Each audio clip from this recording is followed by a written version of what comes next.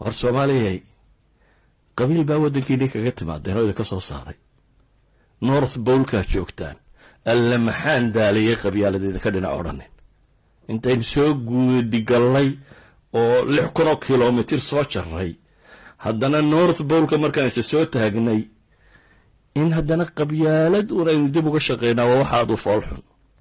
nabigu alayhi salaatu wasalaam saxaabadiisii markuu la dardaarmayay saxaabi wuxuu ku yiri war waxa sabe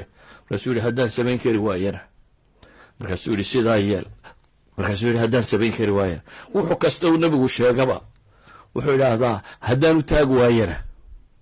waa nin markaa waxba baan qaban karin waxa la yiraahdaa arkaagu adiga hadduu caynka yahay ku fi sharraka aan الناس buu nabigu ku yiri haddaba adigu sharkaagu dadka ka hayso haddaan waxba qabanaynin waxa qabo haddaan kari waayo akhiiran wuxuu nabigu ku yiri adigu sharkaagu dadka hayso